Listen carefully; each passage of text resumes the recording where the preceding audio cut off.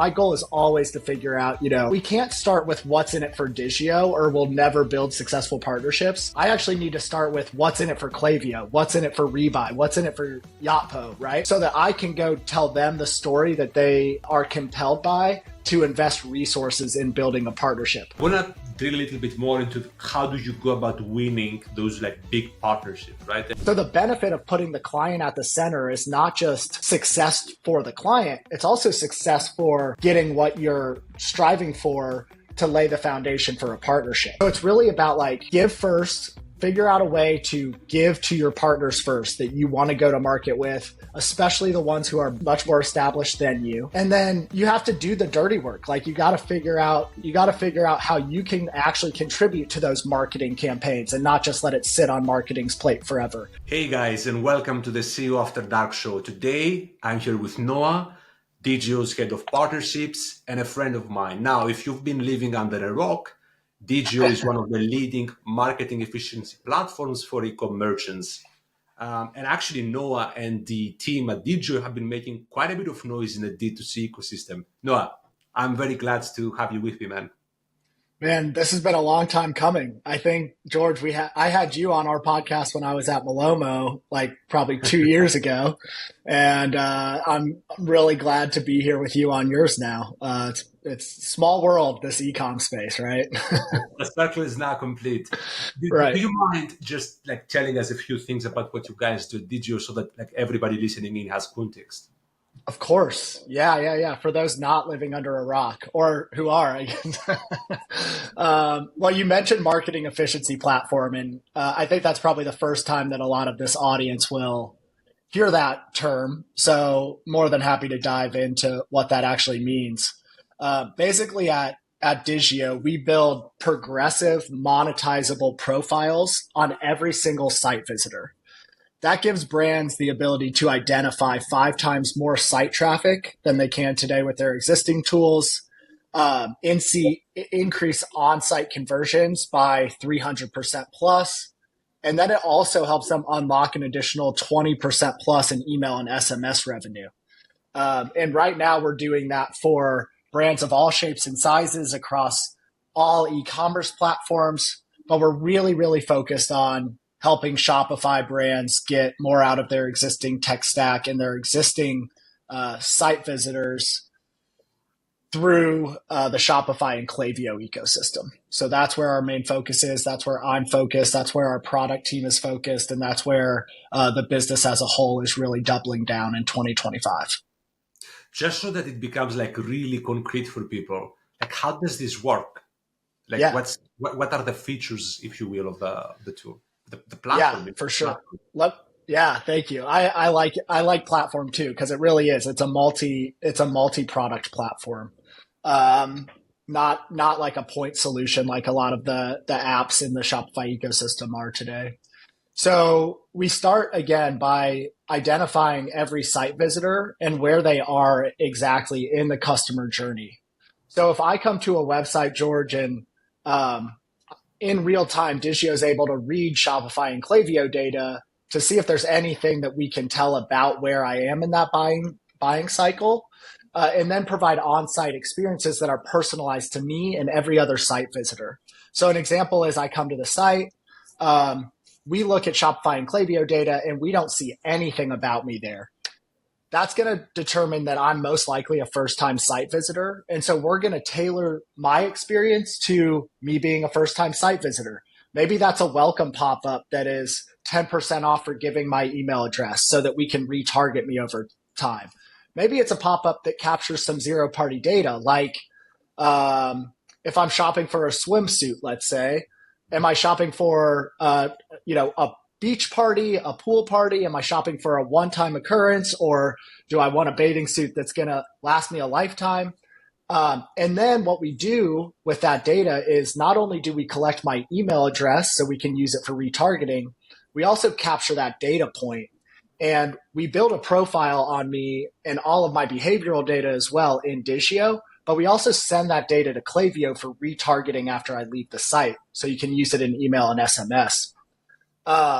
The other really important feature is our quiz solution. So basically, let's take the same example, swimsuit.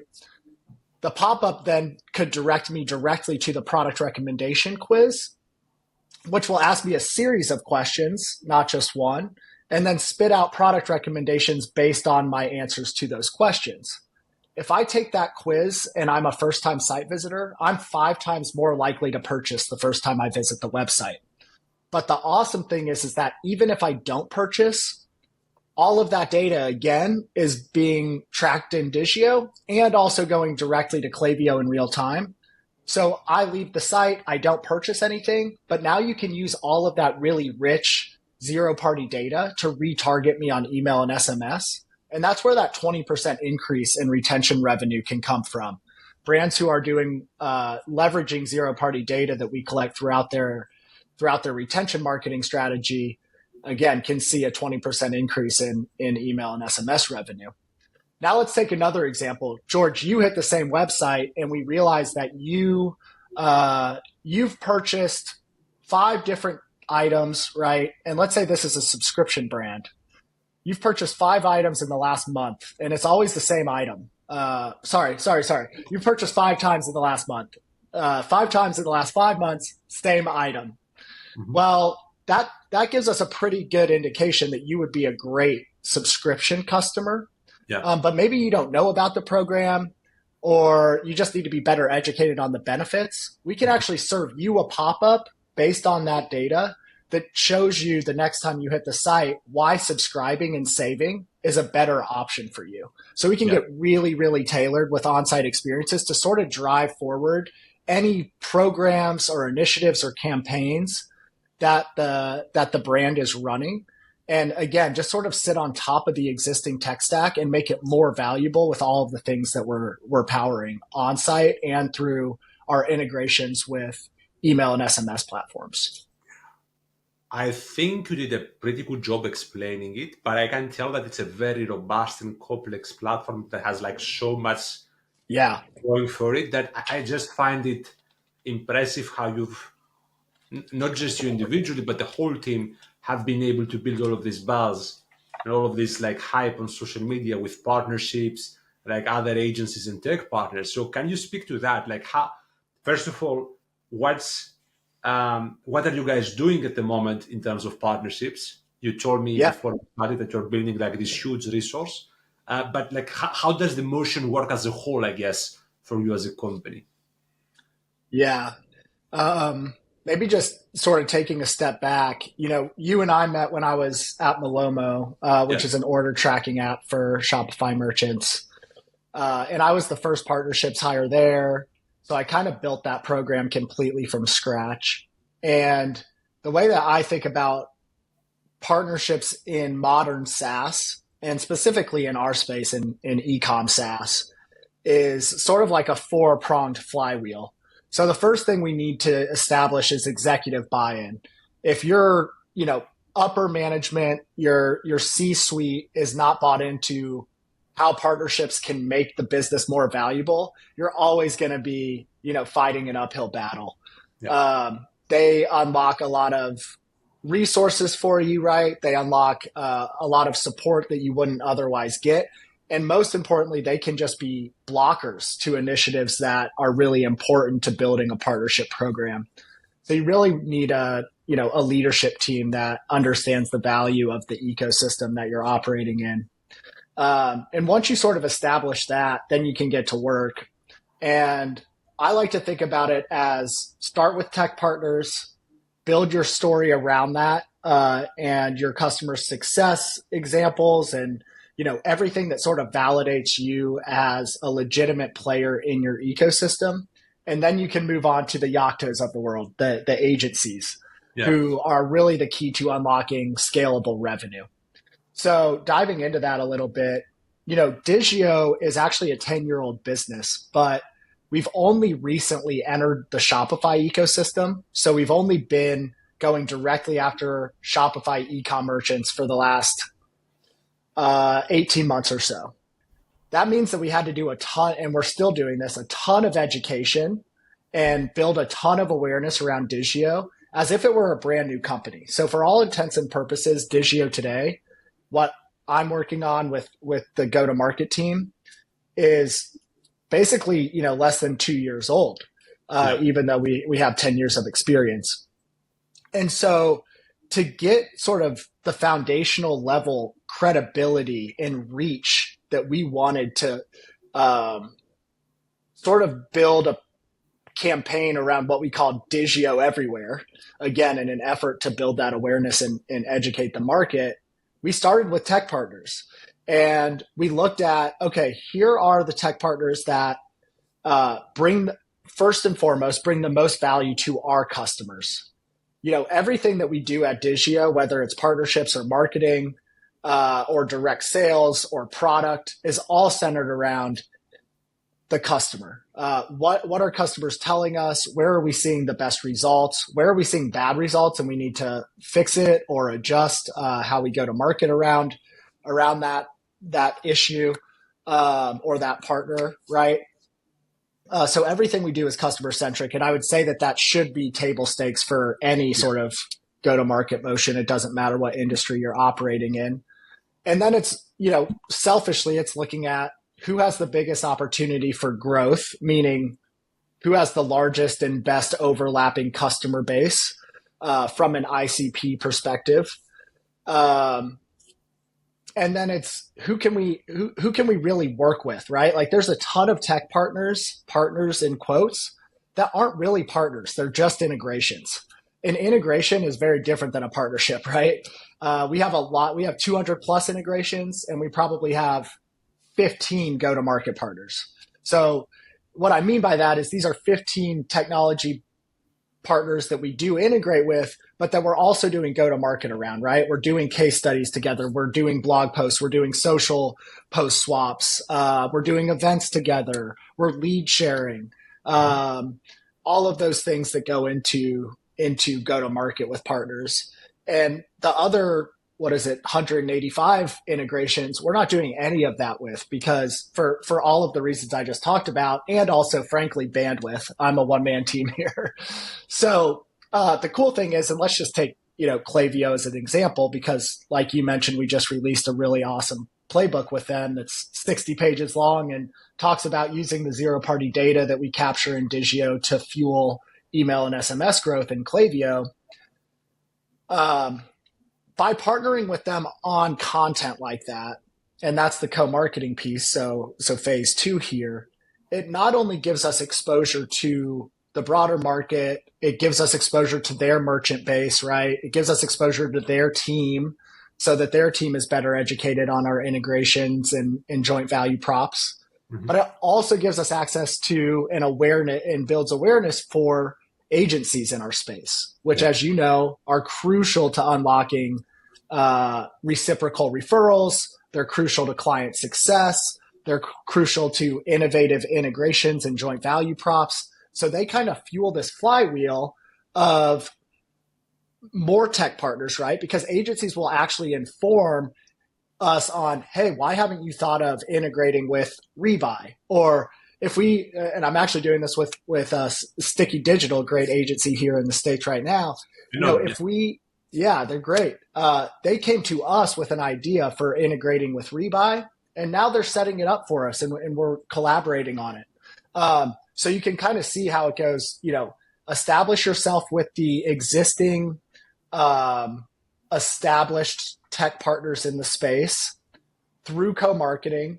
And that sort of gives you the foundation for awareness and street credibility. I like to say street cred, that again, not only gives you access to more merchants, brings awareness to you, allows the market to get educated on your platform, but it also unlocks that key piece of partnerships, which is agencies.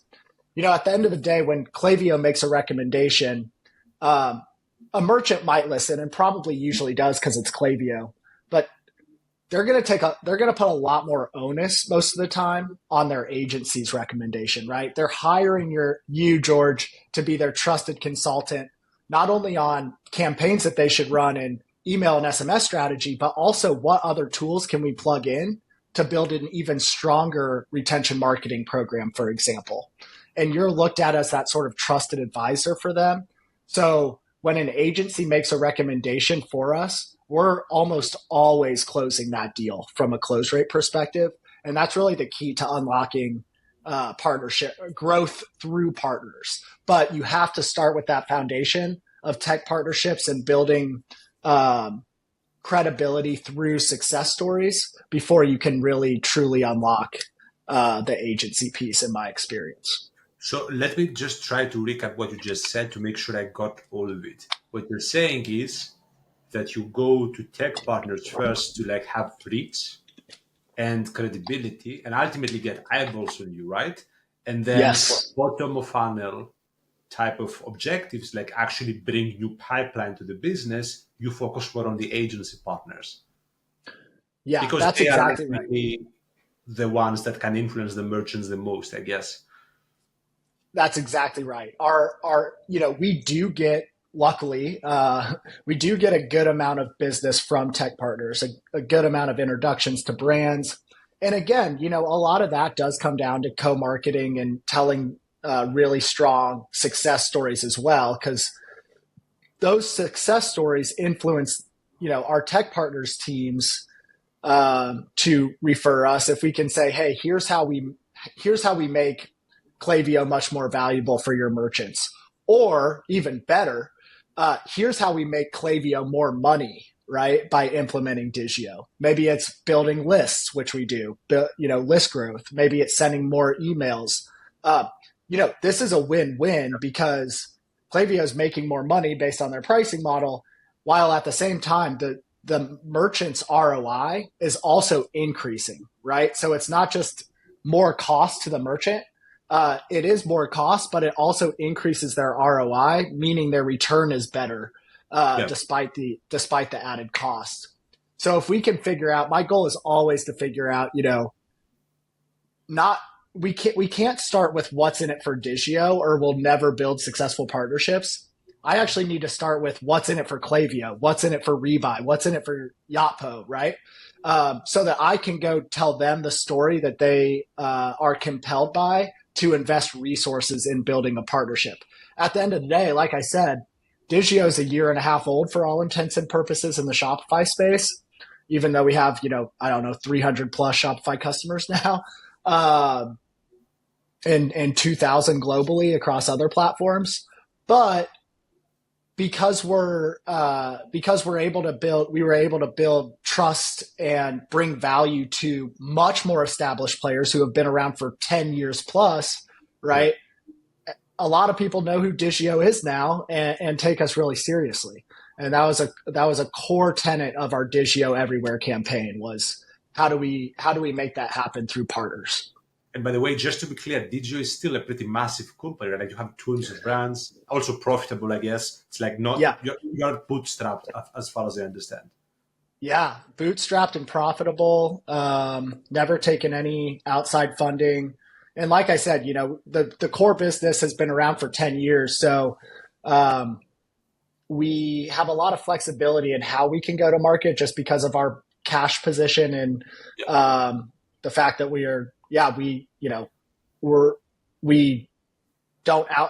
didn't take outside funding, so. Yeah. Our leadership team is the ones really running the show. I want to drill a little bit more into how do you go about winning those like big partnerships, right? And Yeah, I'm just going to mention Yotpo now, but this is not about Yotpo. Like how does like a smaller company, not small, but smaller company like Digioh knock on the door of Klaviyo or Yotpo and say like, hey, like this is how we can go to market together. What does this process look like? For me, by the way, it's been totally organic. Like I just don't have a plan really. So yeah, I'm actually very curious to learn from you on this. yeah. Let me. I'll give another example outside of Klaviyo and Yotpo. For ESPs, it's pretty straightforward, right? Like we help you grow your list sizes. We help customers grow their list sizes, which, depending on the ESP's pricing model, is going to bring in more revenue. But it's also, we don't grow lists through third-party data sets. So every opt-in that we get, so to speak, is a legitimate opt-in that the customer has provided. Okay. We're not matching an IP address to a third party database and then emailing a customer who never said they wanted to hear from you. Not So, to mention people that do, but there are some people right, that do. But right. which I find, but that wasn't my question. I understand the value proposition. What I'm interested more is like in the process. Like, do you literally Yeah. just like send an email to somebody on like the that company's team, and you're like, hey, let's connect, and then you have your Oh, deck, yeah. and like, how does that work? Okay, so we're going way back. Now I have the luxury of 3 years in the ecosystem, so I either know somebody at the company that I want to partner with, or I know somebody who knows somebody and can introduce me. But if I don't, the way that it works, and again, George, we're going to go back to we we always start with the customer at the center of everything. I am never going to hit up another SaaS vendor who is not working with a customer of ours. And almost never would I hit up a SaaS vendor who who we didn't get a specific ask from a customer for us to partner with. So an example of that might be um, this is actually a real example. Tapcart, mobile app platform, right? Couple customers came to us and asked us if we could add our quiz to their Tapcart app so that they could drive more engagement in the app and ultimately more usage and eventually more sales, right, through the app. We didn't have that integration at this point. I knew the Tapcart team very well, so I was able to just hit up my people there. However, if I didn't, I would use the merchant as sort of the Trojan horse to get in there, right? So it's XYZ brand. Actually, I'll just use a real brand example. Nix is a client who integrated their quiz into the Tapcart app. So I might go to Nix, and I would if I didn't already know their team, go to Nix and say, hey, I love that idea for the use case.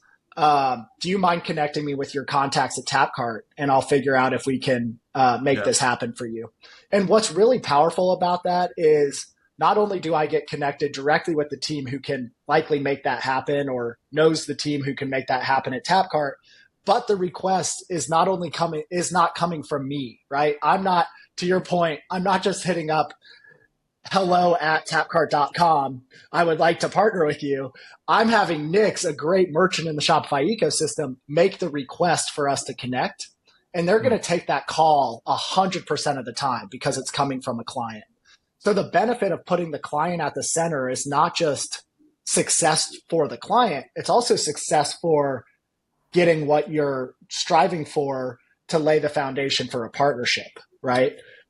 So that's the way that I would go about establishing it from the offset. And then it comes down to, and Tapcart's another good example of this, right? How do we help Tapcart grow their business? Obviously, we know that integrating a quiz into the app is going to have a positive effect. It's going to increase ROI. yeah, But I believe Tapcart's model is charging based on sales through the app. I know that they've made some tweaks to it recently, so I'm not sure if that's exactly true today. Um, but you know, the more sales we're able to help Tapcart drive through the app, the more we're helping them grow their revenue and their business. And again, it's a win-win because yeah, the merchant might pay a little bit more because of that, but their ROI also increases. Would you rather pay $1 and get 10 back, or pay $4 and get 100 back? Right, the ROI is really really strong. Um, so we that's probably a bad example because of the multiples, but you get what I'm saying. I do, I We do. we figure out how to bring merchant success first, and then how it impacts our partner's business, so that we can tell the story of why it makes sense for our tech partners or prospective tech partners to make investments in the partnership. I've got one more, like super quick, just so that they get a sense of it. How does it work on the back end on partnerships? Like, what are the KPIs, if you will, that you're tracking? Like, is it number of partners, leads by Mm, partners, revenue share of partners? Like, how does that work? yeah, good question. And I think that this does vary a lot by um, probably varies a lot by industry, but it also varies a lot by where you're at as a business in terms of size and growth and targets. But for us, we track. Obviously, we track where all partner deals come from. We track opportunities. We track close rate. We track bookings. I track influence. So influence would be the deal didn't necessarily come from a partner, but throughout the sales cycle, partners were able to help us get it to close. Yeah. And then we also importantly track referrals out to partners. None of this works unless we're able to return value to our partners, as being on the agency side. So that's another key metric that we track. I specifically am gold on that, as well as bookings, both influence bookings and source bookings, so new business. So that's kind of the holy grail, right? But there's so many metrics that go into it. I think an interesting one to track, which we do very closely, is close rate. So for example, partner A might have only sent us 10 deals in 2024, but 9 of them closed, where partner B sent us 30 deals, but only 5 of them closed. Now it's 2025. Which partner do you think we're going to, invest more in, right? And it doesn't mean that we're just going to let partner B fall by the wayside, but it means that there's an opportunity to better educate their team on how they position Digioh, so that when they make introductions, brands are more prepared for what our offering is and understanding of what they're about to see, so that they know that, we're not just a quiz platform, right? Or we're not just a point solution. We're not just a pop-up tool. We're this platform that really, again, sits on top of the existing stack and makes the entire stack more valuable, along with those key pieces that we drive on site. So, those are some metrics and why they're so important. Does that help? It does. Yeah, it does. What I'm curious about, because I know you were on Malone, and I know you built the whole channel from scratch essentially, but I don't know what you were doing before. How did you get into the partnerships? Yeah. So I started a health IT app out of college with a co-founder. Just for context, if you had a grandma in a nursing home, you could download our app and get daily updates on her health and lifestyle. And I didn't really even know it at the time because I was super green, 22 years old, but our business was actually built on partnerships. And to be clear, at the time, they were really just integrations. There wasn't really a go-to-market motion around it. But over time, those integrations became the foundation for the most important channel for our business. And what I mean by that is we had to integrate to capture the data that we were then sending to, mom and dad of grandma, or grandma's children, to provide those daily updates. Nurses weren't going to add data to our platform and the platforms that they were already adding data to. So we had to integrate with their existing systems. And over time, while that integration was crucial for the product, it also became crucial for go-to-market because it opened up a channel that we could then go sell through as like either an add-on service that an electronic medical record system could provide, or just a referral that makes the electronic medical record system more valuable, right? And we only integrated with a couple of them. So if they were in competitive deal cycles, EMR's electronic medical records could say, here's a core differentiator. We integrate with safekeeping so that your tenants' family members can get regular updates. Yeah. And now we're getting recommended by much bigger, again, more established platform solutions. When I left that company, funny enough, again, I didn't really know that this was modern SaaS partnerships at the time, but my career led me down the path of partnerships and channel strategy. And I did 5 years or so in enterprise MarTech, helping those organizations grow through partnerships and new channels, working with the biggest brands in the world, like, Nike and Marriott and Delta and United. And then 3 years ago, that kind of brings us up to the Malomo days of taking the helm and building the program completely from scratch, which I had never done, but I had seen how well-oiled partnerships organizations work. And, it wasn't all pretty. It wasn't all pretty, but during my time at Malomo, we went from 10% of our revenue coming from partners to 50% of our revenue coming from partners. Good. So that's where we sort of established, I sort of was able to think about, like, how did we do that? And that's where I came up with this flywheel approach, which is what I'm really copying right now at Digioh as best as I can. I've met a bunch of people in partnerships, and like transparently, I think many of them are just like social people that like are likable. But you have Yeah. a strategy and you can get results. So I'm curious, like what in your perspective makes somebody good at this? Like what makes you the guy that like increased revenue in Malomo so much, or like in Digio now you're doing great, and like why do other people, at least in my perspective, are like just being paid to go to parties essentially, like a network, and Right. because that I think that's fairly accurate in many cases. Like you would agree with me probably. I do agree. I think so. First of all, I don't want to downplay the importance of that. Um, I go to all the parties. I'm literally the de facto travel guy at Digio. I'm going to every conference that Digio is sponsoring this year. I will likely be at unless I have a personal obligation. I'll be there with part of our team most of the time, but anytime there's an event, I'm there. Partially that's because I really do like it, but it's also because, and I think, George, this might be where there's a gap with more junior or less experienced or less hungry partnerships people, frankly, is I'm very confident talking to merchants. I'm very confident selling. I sell some of our deals directly that come from partners.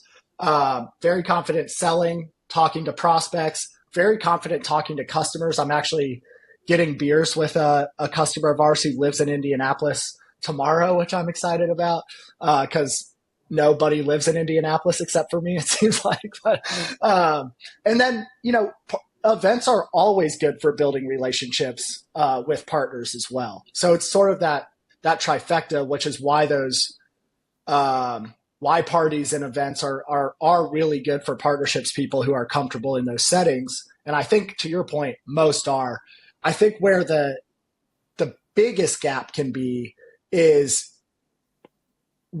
you have to get your hands dirty, right? Like I'm in spreadsheets all the time, building stuff from scratch. I'm working very closely with our marketing team to get marketing campaigns out the door. I'm on, yesterday I was on 11 calls. Today I'm on six, which is six is pretty average. 11 is a lot, frankly. But then in the meantime, it's not, to your point, it's not just about those 11 calls, right? It's about intentional, detailed follow-ups after every one of them to drive whatever it is that we're working on or discussing forward.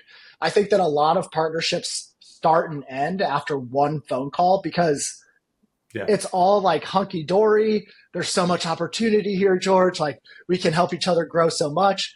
And then you never hear back, or you get some sort of like flippant, generic follow up that doesn't really drive anything forward.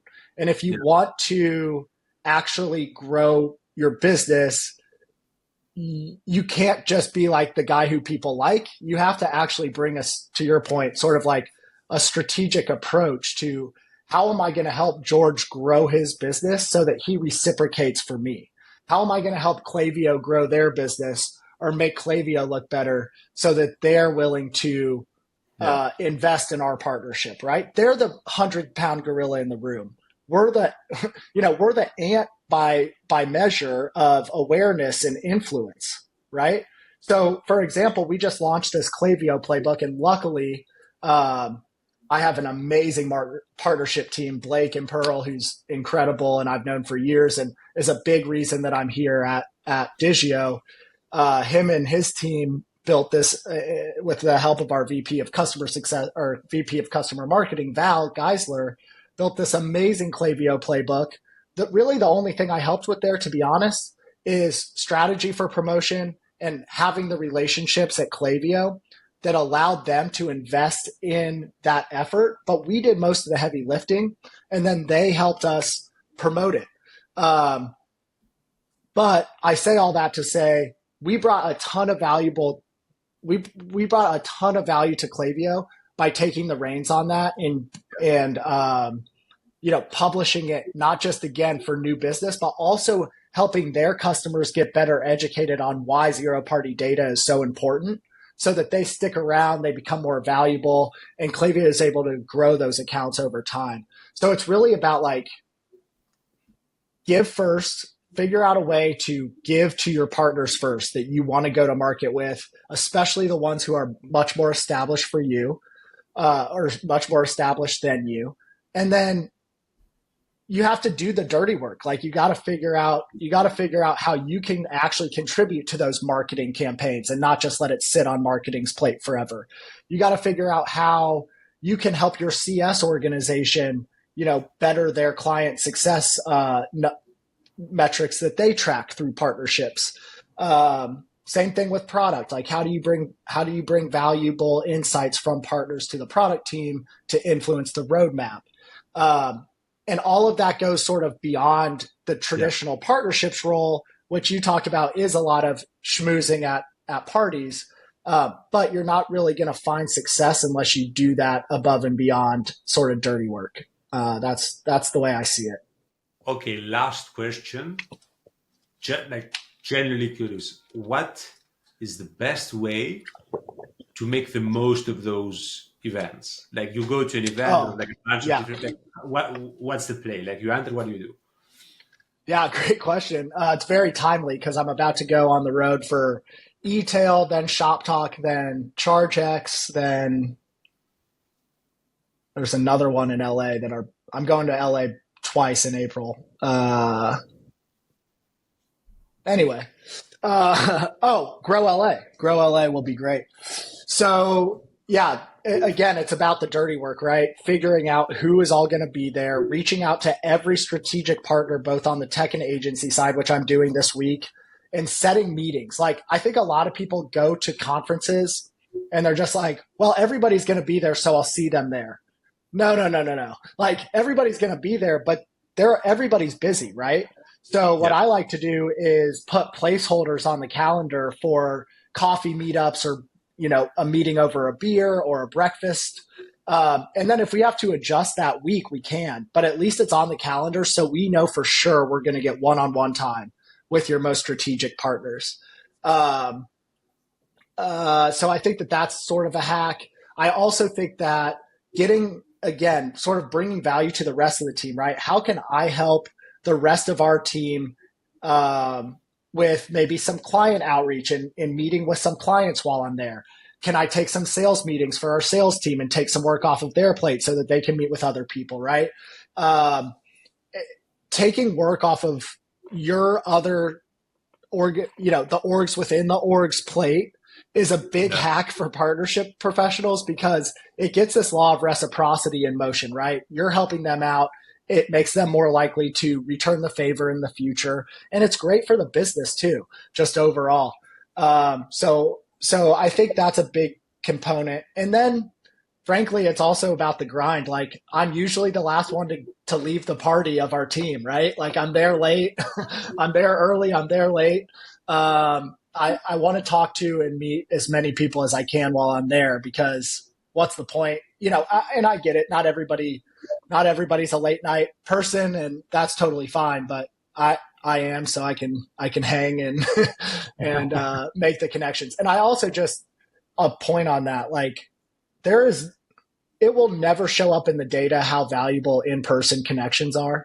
Every time I go to a conference, even if I don't get like a direct big opportunity out of it, whether it be with a partner or with a merchant, a brand, I know that the relationships that I either built from scratch or continued to build in person, you just like literally can't put a price tag on it. So I think that's why they send me to all of them, because I sort of have that mindset. Super quickly before I let you go, Yeah. what's next? Like what's keeping you excited? Whether that's Digio or something like more individual. Yeah. No, it's fully focused on Digio right now for the most part.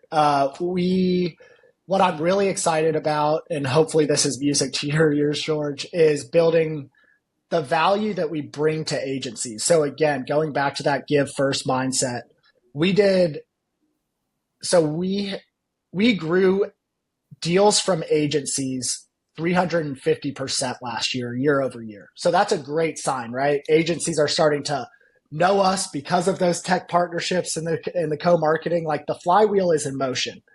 What we need to do a better job of, what I need to do a better job of, is returning value to agencies. And the way I think we do that is by getting agencies, quote unquote, certified on the Digio platform. So not only can they bring more strategic value to our shared clients and make them more successful, meaning better retention for our agency partners with those shared clients. But also agencies can then start offering services on top of Digio and build a whole new revenue stream on that alone. As part of that certification, we're also going to increase revenue share for those agencies who become certified. We're going to give them access to our customer advisory board, so they have, uh, influence over our roadmap. They can share their feedback directly with myself and our leadership team. But they also get access to merchants, right? That they're probably not working with. Mhm. Early access to beta features and launches, and social promo, case studies, all of that stuff to sort of return value to agencies, because we see that being a huge opportunity for us as we grow into the future of Digio as a business. That's awesome, man. I think you guys have it figured out. I think it's gonna work. And we're gonna I be hope on the so. new episode in a year or so, and where you're gonna be like two times as big. Yeah, that's the goal. We just over doubled last year. We want to do it again. So that's the goal. It's a big one, but I hope you're right. And we never really have it all figured out, but we typically get it together just in the nick of time. Thank you for taking the time, dude. I appreciate it a lot. Thank you, George. This was a blast. Cheers.